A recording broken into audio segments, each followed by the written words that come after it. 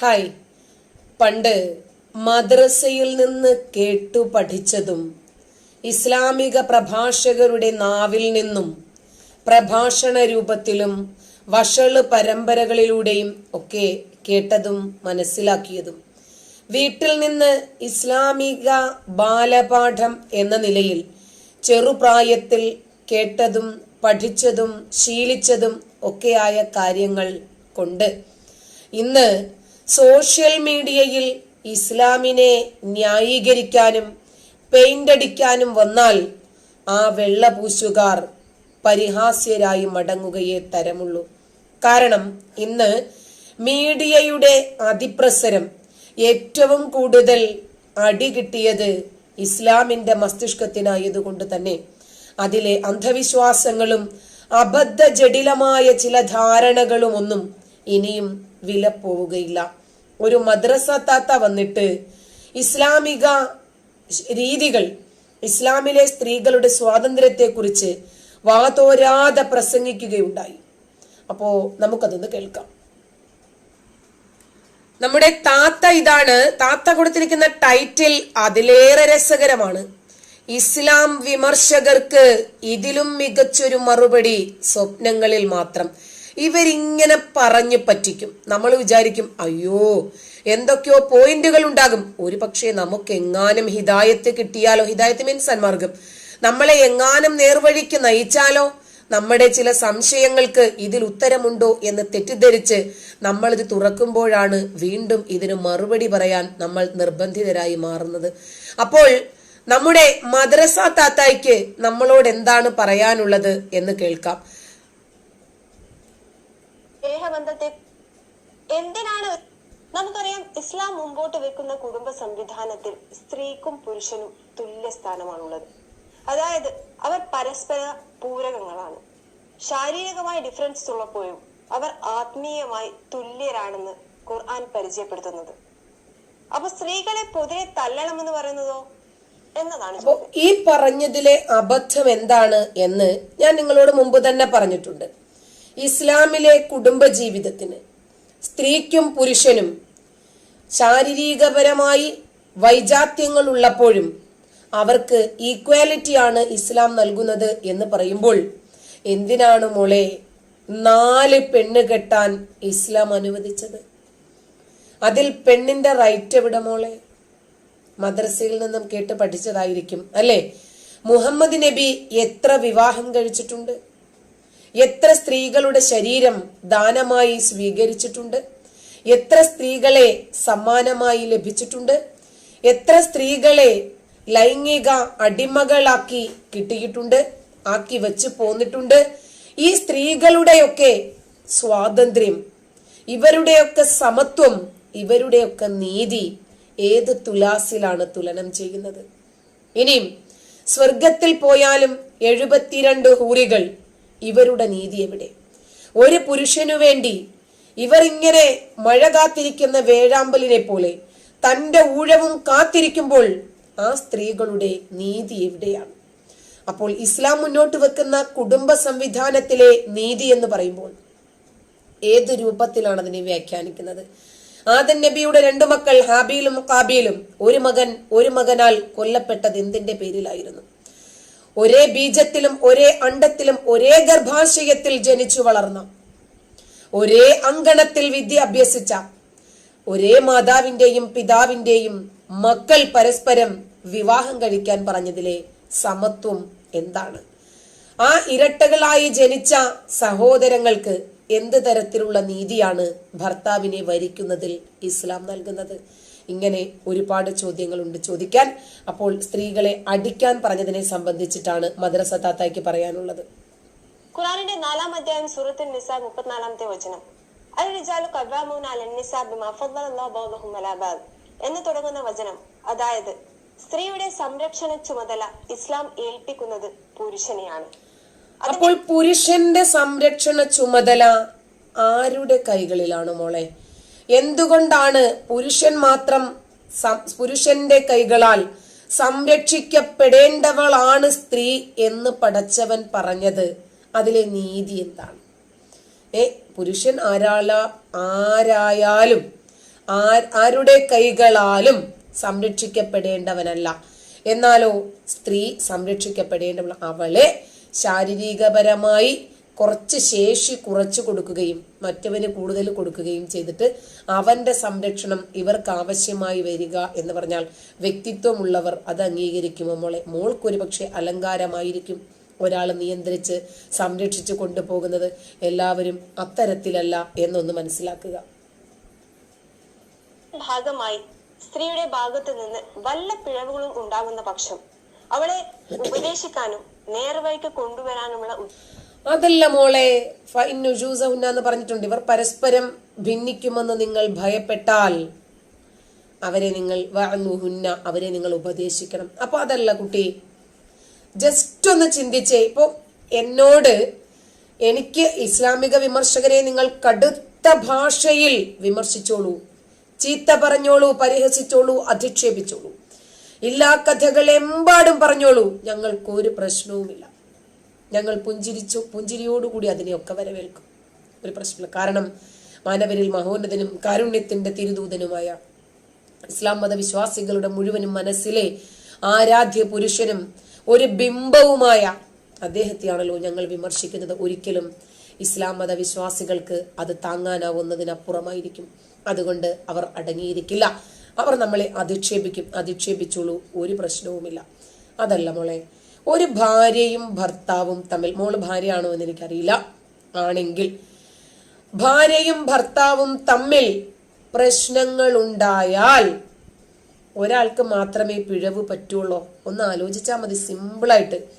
അതെന്തേ? സ്ത്രീയെ മാത്രം ഉപദേശിക്കണം എന്നും അതുപോലെ അവളെ കെട്ടിയിട്ട് അടിക്കണമെന്നും കിടപ്പറയിൽ നിന്ന് ബഹിഷ്കരിക്കണം എന്നുമൊക്കെ പറയുന്ന പടച്ച റബ്ബ് ഒരു സ്ത്രീ വിരോധിയും പുരുഷ പക്ഷപാതിയുമായിട്ടല്ലേ നമുക്ക് കാണാൻ കഴിയുന്നുള്ളൂ.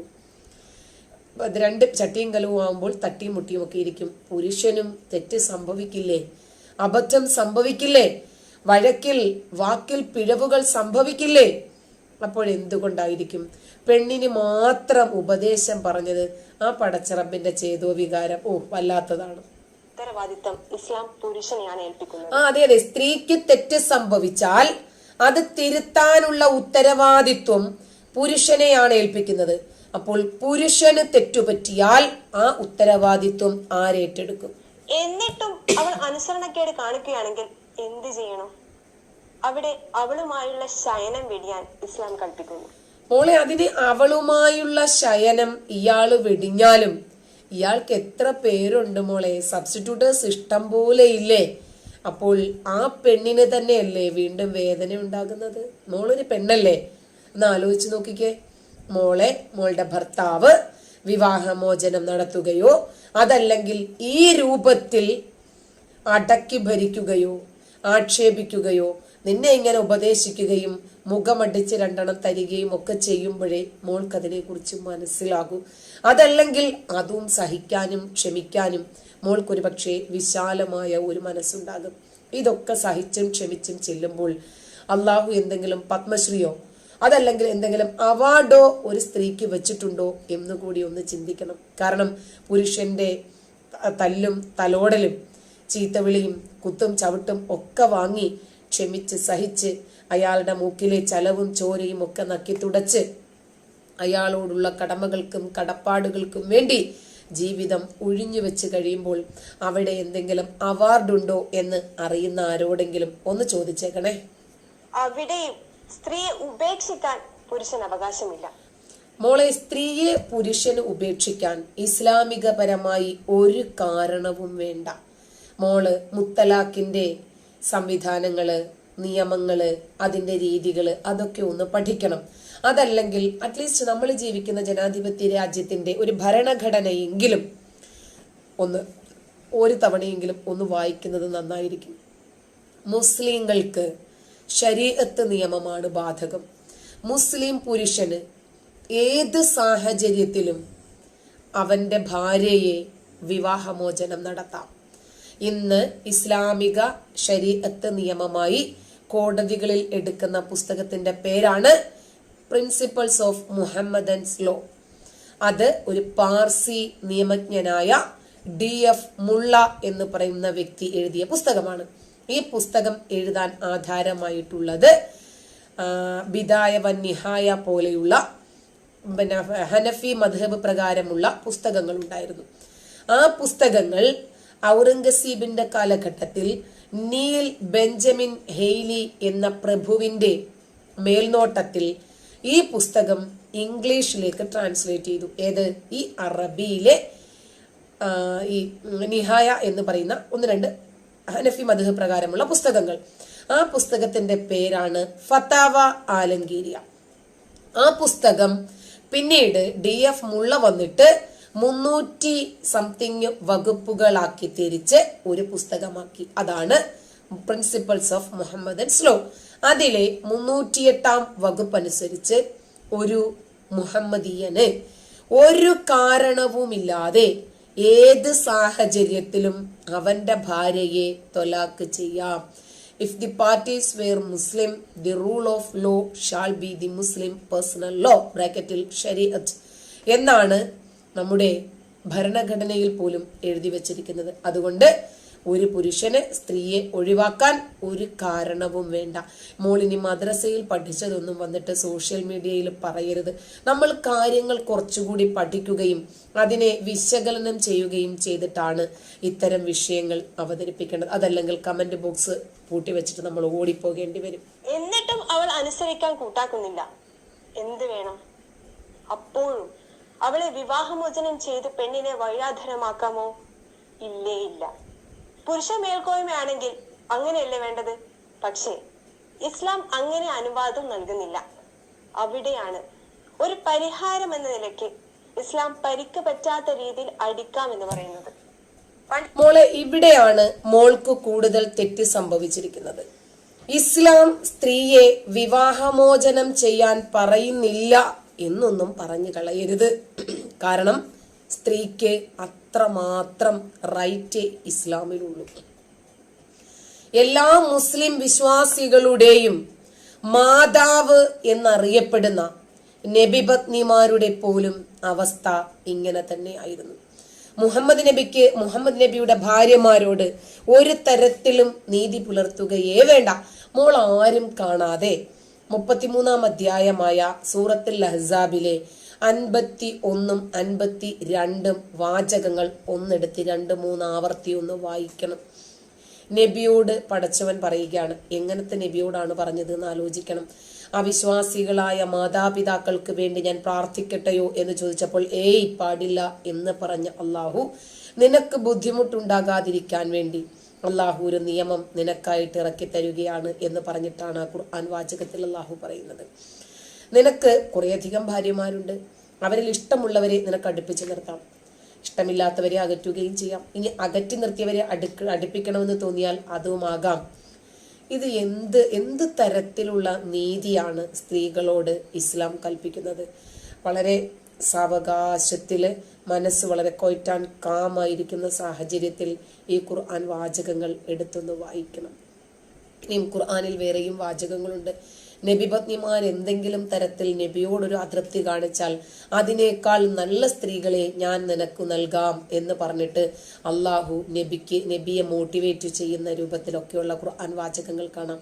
അങ്ങനെയാകുമ്പോൾ ആ സ്ത്രീയോട് അള്ളാഹു കാണിക്കുന്ന നീതി എന്താണ്?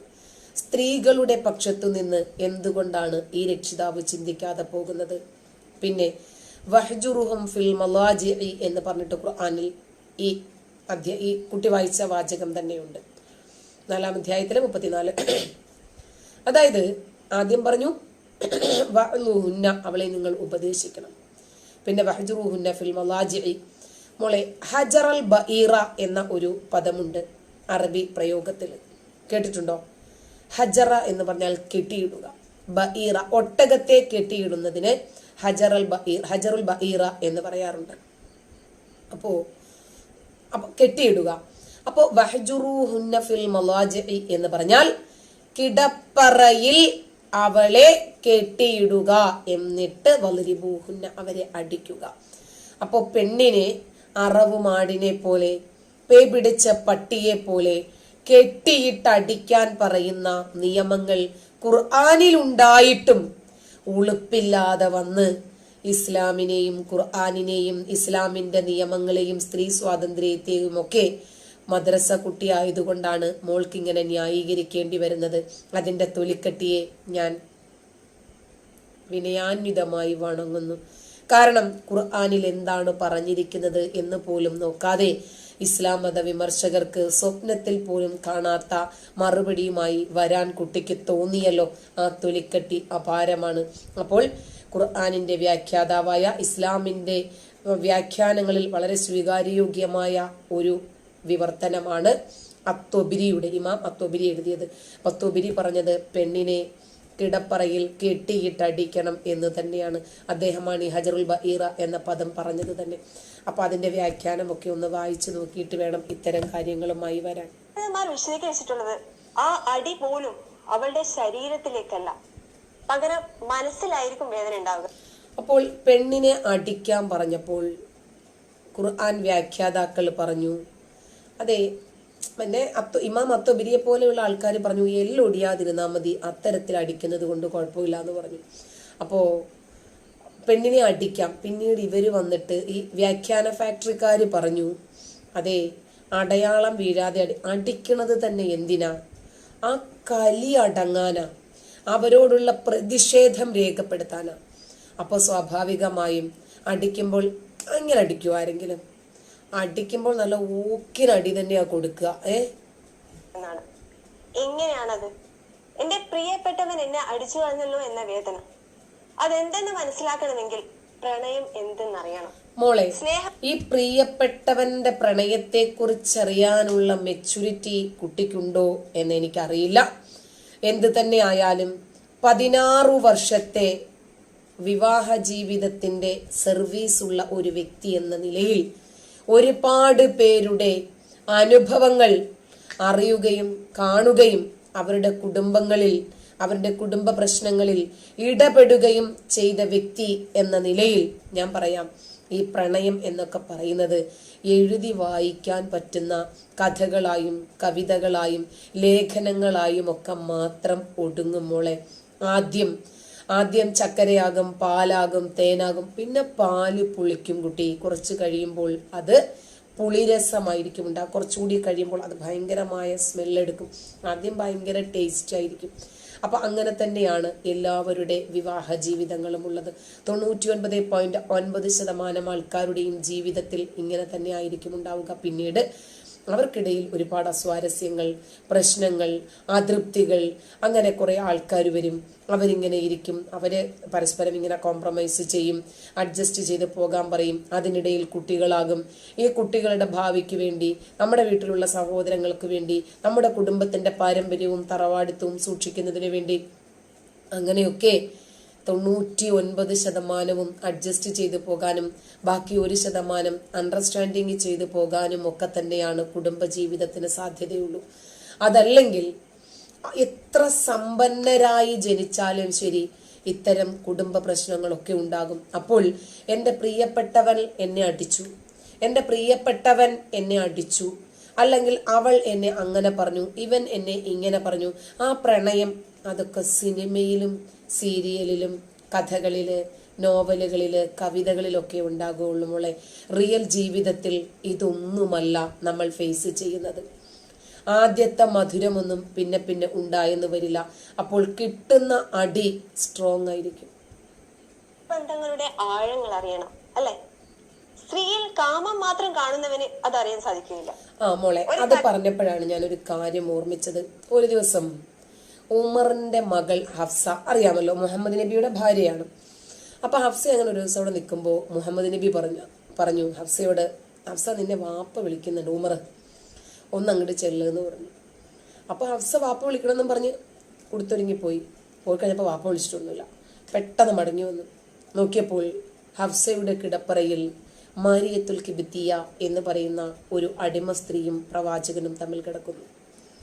അപ്പോൾ ഹഫ്സ ഭയങ്കരമായിട്ട് ബഹളമുണ്ടാക്കി. ഇവരെ പറഞ്ഞു വിട്ടാൻ ഞൊടിയുടെ നേരം കൊണ്ട് സ്വന്തം കിടപ്പറയിൽ വേറൊരു അടിമ സ്ത്രീയെ വിളിച്ചു കയറ്റി പ്രവാചകൻ.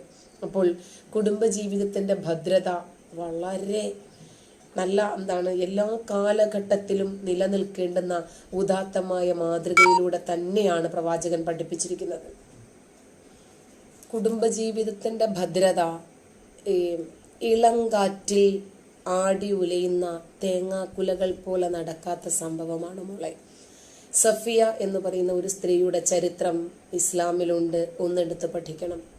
ഖൈബർ എന്ന് പറയുന്ന ഒരു യുദ്ധത്തിൽ തൊട്ടടുത്തുള്ള ഖൈബർ എന്ന് പറയുന്ന സ്ഥലത്തേക്ക്, നാട്ടിലേക്ക് മുഹമ്മദ് നബിയും പരിവാരങ്ങളും ചാടിക്കയറുന്നു. അവരൊക്കെ ജോലിക്ക്, അവിടുത്തെ പുരുഷന്മാർ അന്യനാട്ടിലേക്ക് ജോലിക്ക് പോയ സമയത്ത് ചാടിക്ക് ഉണ്ടായിരുന്ന പുരുഷന്മാരെയൊക്കെ കഴുത്ത് വെട്ടിക്കൊല്ലുന്നു. സ്ത്രീകളെയും കുട്ടികളെയും കൈകാലുകൾ ബന്ധിച്ച് പിടിച്ചുകൊണ്ട് വരുന്നു. ആ സഫിയ എന്ന് പറയുന്ന സ്ത്രീയുടെ ഭർത്താവിനെയും മക്കളെയും മാതാപിതാക്കളെയും ഒക്കെ വാളിനിരയാക്കി സുന്ദരിയായ സഫിയയും പിടിച്ചുകൊണ്ട് വന്ന് അബൂ അയ്യൂബ് അൻസ്വാരി എന്ന് പറയുന്ന ഒരു സ്വഹാബി വര്യന്റെ നേതൃത്വത്തിൽ അദ്ദേഹത്തെ കാവൽ നിർത്തി നബി പെണ്ണുമായി കിടപ്പറ പങ്കിടുന്ന രംഗം, ഹണിമൂൺ ആഘോഷിക്കുന്ന രംഗം ഇസ്ലാമിലുണ്ട്. അത്രമാത്രം കെട്ടുറപ്പാണ് ഇസ്ലാം കുടുംബജീവിതത്തിന് നൽകുന്നത്, സ്ത്രീയുടെ സ്വാതന്ത്ര്യത്തിന് നൽകുന്നത്. ഒരു സംശയമില്ല. മോള് പഠിച്ച പാഠശാല ഒന്നുകൂടി നോക്കണം. നബിക്കൊരു വളർത്തു മകനുണ്ടായിരുന്നു, സെയ്ദിനൊരു ഭാര്യ ഉണ്ടായിരുന്നു, സൈനബ്. ആ സൈനബ് മുഹമ്മദ് നബിയുടെ അമ്മായിയുടെ മകളായിരുന്നു. ഒരു ദിവസം തുണിയൊന്നു നീങ്ങി ഏതോ നഗ്നത, ശരീരത്തിന്റെ ഏതോ ഒരു ഭാഗം മുഹമ്മദ് നബി കാണുകയും നബിയുടെ ലഡ്ഡു പൊട്ടുകയും ചെയ്തു.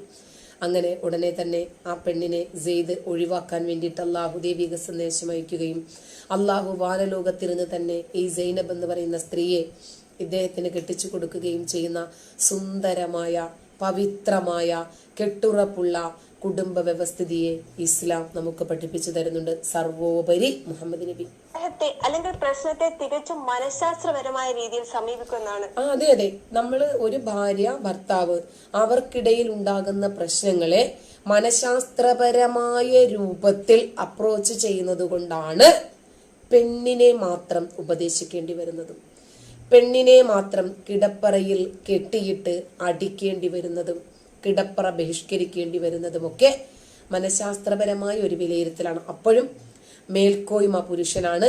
പുരുഷന് ഒരിക്കലും ഒരു ഗിൽറ്റി കോൺഷ്യസ് ഉണ്ടാകില്ല. എല്ലാം സ്ത്രീയുടെ തലയിൽ വെച്ച് കെട്ടാം, ഒരു കുഴപ്പവുമില്ല. സുന്ദരമായ ആചാരം. ആഹാ, ഖുർആൻ ഇവിടെ ചെയ്യുന്നത് അല്ലാതെ നിരീശ്വരവാദികൾ പറയുന്ന പോലെ അല്ലെങ്കിൽ അവരുടെ ശീലങ്ങൾ പോലെ ഭാര്യയെ കെട്ടിയിട്ട് കൂവിനിട്ട് അടിക്കുകയല്ല ഇസ്ലാം പറയുന്നത്. അപ്പോ നിരീശ്വരവാദികളെ പറയാൻ കുട്ടിക്ക് ആരോ പ്രചോദനം നൽകി വിട്ടതായിരിക്കും, കുഴപ്പമില്ല. പ്രവാചകന്റെ സ്വർഗം വാഗ്ദാനം ചെയ്യപ്പെട്ട സ്വഹാബി വര്യന്മാരിൽ ഒരാളായിരുന്നു സുബൈർ ഇബ്നുൽ അവ്വാം. അദ്ദേഹം വടികൾ ഒടിയുവോളം ഭാര്യമാരെ തല്ലാറുണ്ടായിരുന്നു എന്ന് ശരിയായ ഹദീസുകളുണ്ട്. ബുഖാരി, മുസ്ലിം, അബൂദാവൂദ്, ഇബ്നു മാജ പോലെയുള്ള സിഹാഹു സിത്ത എന്നറിയപ്പെടുന്ന ഹദീസ് ഗ്രന്ഥങ്ങളിൽ ഇദ്ദേഹം ഭാര്യമാരെ ഇങ്ങനെ അടിക്കാറുണ്ടായിരുന്നു എന്ന് ഹദീസുകളുണ്ട്. നബിയുടെ അനുചരനാണ്, നബിയുടെ കാലഘട്ടത്തിൽ ജീവിച്ചിരുന്ന, നബിയോടൊപ്പം സഹവാസം പങ്കിട്ട വ്യക്തിയാണ്. നബി ജീവിച്ചിരിക്കുമ്പോൾ തന്നെ സ്വർഗത്തിന്റെ റിസർവേഷൻ ടിക്കറ്റ് എഴുതി റെസിപ്റ്റ് വലിച്ചു കീറി കൊടുത്ത വ്യക്തിയാണ്. അദ്ദേഹം ഇങ്ങനെ ചെയ്യാറുണ്ടായിരുന്നു. ഇതാണ് ഇസ്ലാമിന്റെ അന്തസത്ത എന്ന് നമ്മൾ മനസ്സിലാക്കുന്നു. ഇനി ഈ വചനത്തിന്റെ അടിസ്ഥാനത്തിൽ നബി സല്ലല്ലാഹു അലൈഹി വസല്ലമയെ സ്വഹാബികളോ തങ്ങളുടെ ഭാര്യമാരെ അടിച്ചതായി റിപ്പോർട്ട് ചെയ്യപ്പെട്ടിട്ടുണ്ടോ? ഇല്ല. അത് ഞാൻ പറഞ്ഞത് മദ്രസയിൽ നിന്ന് കേട്ട പാഠങ്ങൾ വെച്ചിട്ട് വരരുത്. സുബൈർ ഇബ്നുൽ അവ്വാം ഹദീസുകൾ തുറന്നു നോക്കുക. വേണമെങ്കിൽ ഞാൻ തന്നെ അതെടുത്ത് ചെയ്യും. വടികൾ ഒടിയുവോളം തന്റെ ഭാര്യമാരെ അടിക്കാറുണ്ടായിരുന്ന വ്യക്തിയായിരുന്നു. അപ്പൊ ഇതൊക്കെ പറയുമ്പോഴേക്ക് നമുക്ക് തെളിവുകൾ വേണം, അല്ലാതെ വെറുതെ വന്ന് പറയരുത് ഒരു വസ്തുതകളും. ഇന്നേ വരെ ഏതെങ്കിലും ഒരു ഭാര്യ പരിശുദ്ധ ഖുർആനിലെ ഈ ആയത്ത് വെച്ച് എന്റെ ഭർത്താവ് എന്നെ പീഡിപ്പിക്കുന്നത് പറഞ്ഞ് പരാതിപ്പെട്ടിട്ടുണ്ടോ? അത് മോളെ, സുപ്രീം കോടതിയിൽ മുത്തലാഖിന്റെ നിയമവുമായി പോയ 5 സ്ത്രീരത്നങ്ങളെ ചാനലുകളിലൂടെയും പത്രത്തിലൂടെയും ഒക്കെ മോള് കണ്ടിട്ടുണ്ടോ? ഉണ്ടോ? ഇവരൊക്കെ ഭർത്താവിനാൽ പീഡനങ്ങൾ ഏറ്റുവാങ്ങിയ, ഫോണിലൂടെയും മെസ്സേജിലൂടെയും വാട്സാപ്പിലൂടെയും മുദ്രപത്രത്തിലൂടെയും ഒക്കെ വിവാഹമോചനം ചെയ്യപ്പെട്ടവരായിരുന്നു. ഒരുപാട് പീഡനങ്ങൾ ഏറ്റുവാങ്ങിയ എത്രയോ ആൾക്കാർ ഇന്നും നമുക്ക് ചുറ്റുമുണ്ട്. കുട്ടിക്കും അറിയാമത്. ഇസ്ലാമിനെ വെള്ളപൂശാൻ ഇറങ്ങിത്തിരിക്കുന്നതിന് മുമ്പ് ഉമ്മയോട് ചോദിച്ചു നോക്കണം, എത്ര തവണ വാപ്പയിൽ നിന്ന് തല്ല് ഏറ്റുവാങ്ങിയിട്ടുണ്ട് എന്ന്. ഇല്ലാതിരിക്കട്ടെ എന്ന് ആഗ്രഹിക്കുന്നു. സിസ്റ്റർ ഉണ്ടെങ്കിൽ, ബ്രദേഴ്സ് ഉണ്ടെങ്കിൽ, അപ്പുറത്തും ഇപ്പുറത്തുമുള്ള മുസ്ലിം കുടുംബക്കാരുണ്ടെങ്കിൽ, അതല്ലെങ്കിൽ അറിയുന്ന മുസ്ലിം കുടുംബങ്ങൾ ഉണ്ടെങ്കിൽ ഒന്ന് അന്വേഷിക്കുക. അവരൊക്കെ ഭർത്താവിൻ്റെ തല്ലു വാങ്ങിയിട്ടുണ്ടോ എന്നൊന്ന് നോക്കുക. എപ്പോഴും പുരുഷന്റെ കയ്യിലാണ് കടിഞ്ഞാൺ എന്നുള്ളത് കൊണ്ട് പുരുഷന്റെ കയ്യിൽ നിന്ന് തല്ലു വാങ്ങുകയല്ലാതെ നിവൃത്തിയില്ല. ഈ ആയത്തിന്റെ അർത്ഥം ഭാര്യയെ കെട്ടിയിട്ട് പൊതിരെ തലൽവെന്ന് മനസ്സിലാക്കിയത് ആര് മാത്രമാണ്? നിരീശ്വരവാദികൾ.